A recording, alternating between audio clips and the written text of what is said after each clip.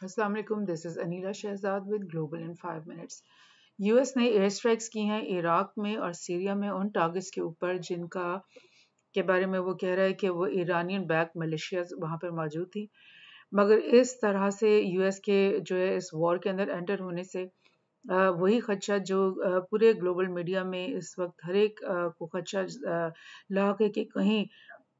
Gaza और Israel की जो ये वॉर है ये स्पिल आउट होकर रीजनल शक्ल तो नहीं इख्तियार कर लेगी। तो ये चीज़ अब जो है ज़्यादा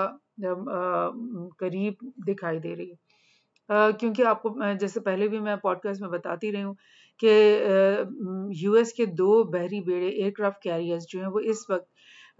मेडिटेरेनियन में बिल्कुल गाजा के करीब आकर के खड़े हुए हैं। और जैसे ही यूएस ने अपने ये दो बहरी बेड़े यहाँ पे उतारे थे, तभी से टर्की ने भी ये किया कि अपने जो बहरी बेड़े हैं वो यहाँ से उतार करके वो भी ईस्टर्न मेडिटेरेनियन में यहाँ पर ला करके उसने खड़े कर दिए। और इस वजह से अब ऐसे लगता है जैसे कि मुख्तलिफ जो ममालिक हैं वो बिल्कुल तैयारी की पोजीशन में है कि अगर कुछ भी लाइक ऐसा वैसा हो जाए तो फिर वो इस पोजीशन में हो कि वो अपना रिएक्शन शुरू कर सकें। और ये काफ़ी ख़तरनाक सिचुएशन भी हो सकती है। तो इराक और सीरिया के अंदर कुछ दिन पहले से ये हो रहा था, 4-5 रोज़ से ये हो रहा था कि वहाँ पर जो यूएस के बेसेस मौजूद हैं उनके ऊपर इन्हीं इराकी और सीरियन मिलिशियाज़ ने हमले किए थे। और मैं आपको ये याद दिला दूँ कि ये इराकी और सीरियन मिलिशियाज़ कौन हैं? ये वही ईरान की बैक्ड मिलिशियाज़ हैं जिनको ईरान ने ही आर्म किया, ईरान ने ही उनको ट्रेन किया। और ज़्यादातर इसमें इनके अंदर शिया जो हैं वो मिलिशिया मैन उनके अंदर शामिल हैं। और ये वही हैं जिन्होंने इराक में आईसिस का सफाया किया, फिर इन्होंने यूएस के ट्रूप्स के साथ मुकाबला किया और उनको मजबूर किया कि वो यहाँ से निकल जाएं। और उसके साथ ही साथ वो सीरिया में भी दाखिल हो गए और फिर सीरिया में भी उन्होंने बहुत सारे अम्ब्रेला के अंदर मिलिशियाज बनाए। और बशारुल असाद जिसको यूएस और नीटो बिल्कुल इस बात पे अटल था कि वो बशारुल असाद को यहाँ से मुल्क से निकलवा देगा या किसी तरह से पकड़ के मार देगा, उसको की हिफाजत उसको कायम रखना उसमें इन मलेशियस का बहुत बड़ा हाथ है। और सीरिया के अंदर भी सीरियन डेमोक्रेटिक फोर्सेस के नाम से एक बहुत बड़ा अम्ब्रेला ग्रुप था जिसमें प्रो यूएस और प्रो नेटो जो मलेशियास हैं वो सारी शामिल थे। और उनमें ज़्यादातर कुर्दिश मलेशियास शामिल थे। और यूएस का तो ये शेवा ही रहा है कि उसने कुर्दों को ही सीरियंस के खिलाफ खड़ा किया, कभी उसने इन्हीं कुर्दों को इराकियों के खिलाफ खड़ा किया और कभी इन्हीं को तुर्कियों के खिलाफ खड़ा किया। तो ये इस जंग में भी उन्होंने कुर्दों को अपने साथ मिला लिया और उनकी मिलिशियाज जो है उनके ज़रिए बशारुल असाद को टॉपर करने की कोशिश की। तो ये जो ईरानियन बैक्ड मिलिशियाज अभी इस वक्त यहाँ पे मौजूद हैं, ये इन सब दीगर मिलिशियाज और यूएस के जो अलाइड मिलिशियाज थे इन सब के खिलाफ ये काम करता रहा। और अब जो कि चंद जगहों पर यूएस ने अपने बेसिस अभी भी कायम कर रखे हैं। हालांकि इस बात का कोई तुक तो नहीं बनता कि दो सॉवरेन कंट्रीज के अंदर आप अपने मिलिट्री बेसिस यहाँ पर कायम रखो और आप अपनी इंटरवेंशन यहाँ पे कायम रखो, इसका कतई तौर पे कोई तुक नहीं बनता। लेकिन इनको कौन रोक सकता है और इनके ऊपर कौन से इंटरनेशनल लॉज लागू होते हैं, ऐसा नहीं है। ये तो अपनी मर्जी करते हैं यूएस। तो अल तनफ में भी एक एयरबेस है, अल असाद एयरबेस, यहाँ पर भी यूएस के लोग मौजूद हैं। और ये कोनोको ऑयल फील्ड्स के करीब भी एक बेस बना हुआ है जहाँ पर ये यूएस के लोग मौजूद हैं। और इन सब के ऊपर इन्हीं मलेशियाज ने, ईरानियन बैक मलेशियाज ने पिछले दिनों में मिसाइल अटैक्स किए हैं जिसकी वजह से कुछ लोग यूएस के जो हैं वो जख्मी भी हुए हैं, कुछ एक आधे हलाक भी हुए। और इसी का बदला लेने के लिए यूएस ने इस वक्त दीगर जगहों पर सीरिया में और इराक में जहाँ पर उन्होंने कहा कि जो ईरानियन मलेशियाज के अड्डे हैं वहाँ पे उन्होंने हमला किया। तो अब ऐसा है कि काफ़ी इससे गर्मा गर्मी जो है इस जंगी सिचुएशन के अंदर बढ़ती जा रही है। कुछ न्यूज़ को हम फॉलो करते हैं। US strikes back at Iranian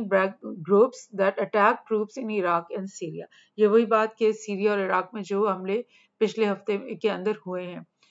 और US strikes Iranian facilities in Syria, एक और जगह से ये हम शेयर करें न्यूज़ कि इन्होंने ये स्ट्राइक किया। और उन्होंने कहा कि strikes in Syria hit Iranian weapon stores, यानी उन्होंने कहा कि हमें पता था कि ईरान के जो वेपन स्टोर्स यहाँ पे मौजूद हैं और यही वेपन स्टोर्स वो हैं जहाँ से वेपन्स जो है सप्लाई होने थे हिजबुल्लाह को, और हिजबुल्लाह ने वही वेपन्स यूज़ करने थे इसराइल के खिलाफ। तो इस बात के ऊपर ला करके उन्होंने उस जगहों पर ये स्ट्राइक्स किए हैं। बहरहाल US troops were attacked 13 times in Iraq and Syria in the past week. वही बात जो मैं आपको बता रही हूँ कि इससे पहले जो इनके बेसिस थे जहाँ पर US की फोर्सेस मौजूद हैं वहाँ पे 13 से 14 अटैक जो है हो चुके हैं पिछले हफ्ते में। और साथ ही साथ मैं आपको ये याद करा दूं कि जो ईरानियन रेजिस्टेंस या एक्सेस ऑफ रेजिस्टेंस जिसको कह रहे हैं वो क्या है, और जिसने ये कहा है कि जो उनके हाथ हैं वो ट्रिगर के ऊपर हैं और हमारी उंगली जो है बंदूक की उसके ऊपर है ट्रिगर पे, और हम किसी भी वक्त फायर कर सकते हैं। और उन्होंने ये अल्टीमेटम दे रखा है कि अगर इजरायली फोर्सेस जो हैं वो गाजा के अंदर एंटर होती हैं और तो फिर उस सूरत में जो नॉर्थ के ऊपर लेबनान के बॉर्डर के ऊपर जो है हिजबुल्लाह भरपूर अटैक करेगा इसराइल के ऊपर यहाँ लेबनान से, और जो है हिजबुल्लाह की जो सारी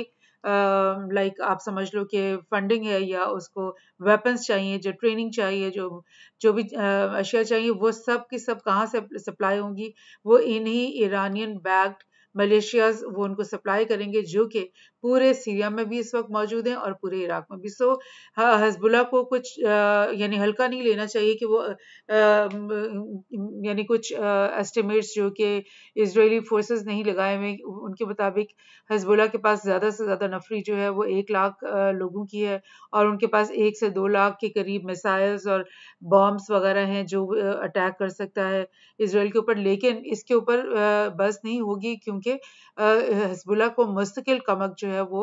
पहुंचती है और पहुंचती रहेगी सीरिया से भी और इराक के रास्ते से भी, और ये इसका सप्लायर जो है वो ईरान होगा पीछे से। सो ये सिचुएशन है कि वैसे बाकी जो ममालिक रीजन के हैं उनको तो यूएन भी बार बार कह रहा है और यूएस और उनके बाकी वेस्टर्न एलाइज भी कह रहे हैं कि जंग में दाखिल मत होना, मगर ये जो खुद हैं ये यूएस ये बाज नहीं आते और इसराइल को वो बिल्कुल बाज नहीं करते कि वो दिन रात वहाँ पे गाजा में बॉम्बिंग कर रहा है। और मैं आपको बताऊं कि 100 से ज़्यादा फ़लस्तीनी वेस्ट बैंक में भी शहीद कर दिए गए क्योंकि वहाँ पर भी जो सेटलर्स हैं वो उन्होंने अपने घरों से बंदूकें निकाल कर अपने मोहल्लों से निकलकर फ़लस्तीनियों के ऊपर फायरिंग करनी शुरू कर दी। सो इतने बुरे हालात हैं, वेस्ट बैंक का भी इस चीज़ में इस वॉर में जो है वो इंस्टिगेट हो जाना कोई दूर की बात नहीं है क्योंकि इससे पहले भी जो फर्स्ट इंतफादा सेकेंड इंतफादा हुए उसमें जितना भी रेजिस्टेंस वेस्ट गाजा में हुई उससे ज़्यादा ही वेस्ट बैंक में होती रही है। तो इस तरह की सिचुएशन है और जो दूसरी साइड है जो कि गाजा की तरफ है, मुसलमानों वाली साइड है, वो भी इस वक्त हाथ पे हाथ धरे नहीं बैठे हुए और ईरान और रशिया और